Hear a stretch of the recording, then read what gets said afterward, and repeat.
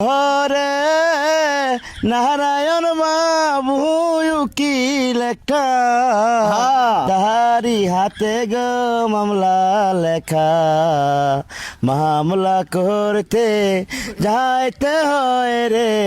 রংপুর ওই জিলা ওরে তুই স্বামী ধন বেঁচে থাকলে বন্ধক রইলাম রে সার কাছে 5টি টাকা 5টি চাউল দিয়া গেলা রে ওরে আর কর না বেশি দেরি বেলাটা বাজে গো গরি গরি রংপুরেতে আছে মামলা কুটের ফৌজদারি ওরে নারায়ণ বাবু উকিল একটা